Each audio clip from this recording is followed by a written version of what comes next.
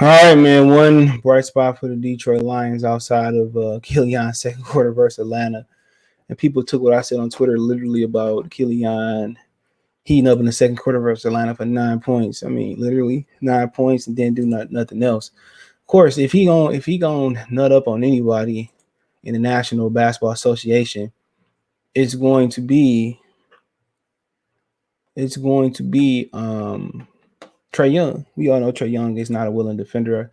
I was listening to after they beat who they beat on TV. I think it was just somebody they beat on national television, and he was saying that how he wanted to improve his game was being a mid-range assassin, be a mid-range assassin like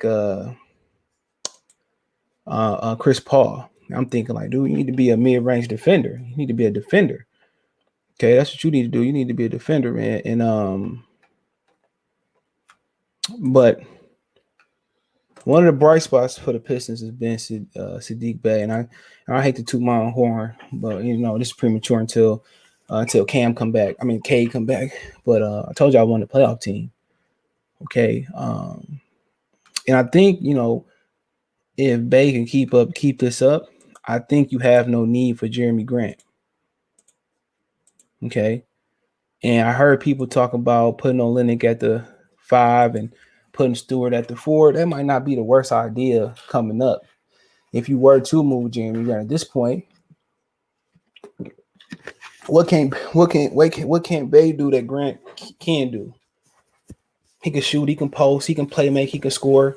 Some of the things he has not been able to showcase in his game. Like literally, he can post up. Now, Grant do got a couple inches on him, but him and Grant is the same type of player. Good defenders. I think Grant is a little bit more shiftier, a little bit taller. But I do think at this point you have to really think about it. If you trade for Ben Simmons, right, not give up too much. I'm willing to part ways with Grant. I can play Ben at the 4. Okay. I could play Bey at the 3. I'm talking defensively. I can interchange them defensively. Okay. Or I could say I could play Ben at the 2. Cade at the 1. Bey at the 3. Defensively, I could play Olynyk at the 4. I could play, or 5, or whatever you want to say. Stewart at the 4 or the 5. Okay. That lineup can work because Olynyk can stretch out and Stewart is athletic enough. And he's starting to shoot a little bit. So literally, I think now is the time to let Bey spread his wings. I think you now think like, okay, I'm willing to say, what Philadelphia don't have is a playmaker. They don't have a Killian Hayes who can get up and down the floor and stabilize the offense. Now, if they believe in Killian, that's fine or not. Or maybe you have to go to Orlando to get one of those guards to stabilize the offense. But that's what I was watching Philly last night. They don't have a stabilizer, a floor general. Or maybe you do a 3-team trade with Hornets and you take Rozier and put him in Philly. You send something back to Charlotte. We end up with Ben. They get Bey. They get, not Bey. They get Grant. They get Killian. You know what I'm saying? If they want Stewart, I'm fine. I'm fine with partnering with Stewart. I know people going to say, you're a huge Stewart fan. I understand it, but I don't really see how it worked. But however it worked, give a pick. I'm not giving up next year's pick. I'm willing to give up 2023 pick and swing it. I'm willing to do that. I'm willing to do that. Because you look at them, they got Jalen Suggs, Cole Anthony, Markelle Fultz, RJ Hampton, Gary Harris. So you can swing something. They got too many guards. And Franz Wagner can run the point. So really, you probably can snatch Cole Anthony, who's already having a big season. You probably can snatch Gary here. Well, he really ain't a point guard. You probably can snatch RJ Hampton. You probably can snatch those guys and send them to Philly. Philly don't have a playmaker outside of Ben Simmons. Shake Milton and Tyrese Maxey are combo guards. But Killian will give him somebody that can defend, stabilize, pass, and they just got to keep to boost his confidence. But I think now, kind of venturing off, I think now is the time for them to go after Ben Simmons because I'm willing to trade Grant. And the lineups are endless. I'm willing to trade 2023, 2024, 2025, one or two of them, maybe. Protected the second one. You know, Cade at the 4.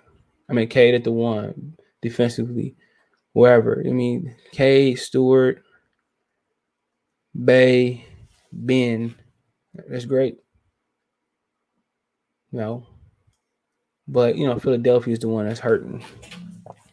I expected this team to be away, but be the way it is. If you look at Bay, 18 points, right? Not shooting the three well at all, but 18 points, 10, almost 11 rebounds, almost 3 assists a game. And for whatever reason, his 3-pointer ain't falling, but we know that's gonna rise up. Good field goal percentage, good free throw percentage. And at the end of the day, it takes some time. It takes time for that three to line up, and I think it is. But the encouraging thing is about if he ain't getting the three, if he ain't shooting the three well, he getting to the paint. He rebounding in the paint.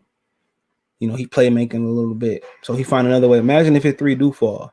Now you gotta respect the drive this year. Now you gotta respect the post. Now you gotta, so that's just gonna eventually when they start playing the drive, that's gonna open up the three. But the only thing I would say that he need to clean up, really clean up for real, or it's not even clean up. One thing he need to do is stop and pop and hit a mid-range shot. It's not three or the rack. It's not three or getting to the rack. He should stop and pop the three. That's exactly what he should do. Stop and pop at the elbow in the mid-range. He should focus on the mid-range. He should focus. If he focus on the mid-range, that'll make him just that much deadlier. It's not three or nothing. If you pump fake or escape dribble, get to the rack. Well, that's the only thing I would really adjust with him. The shot is going to fall soon. The shot is going to fall. But for him, shoot the mid-range game. They should feature him in the post, feature him in the high post more. He got a good post game, man, that they not tapping into. He got to tap into his mid-range. But, like I said before, he always encouraging that he putting up numbers like this because his three ain't falling. He could do everything Grant could do. But the thing about Grant, the thing about the trade is they need to bring in one more veteran. You look at the team, it's really like somebody that really going to be part of the rotation. Remember, like Michael Curry for the Pistons, when they was coming up, they need like that veteran. That's play. He ain't got to be that great, but play and be really good. And you look, and I don't know where it's going to come from, but they need that veteran presence that's going to get them over the hump. But Bay is encouraging, and I think he can cancel out. I think he can cancel out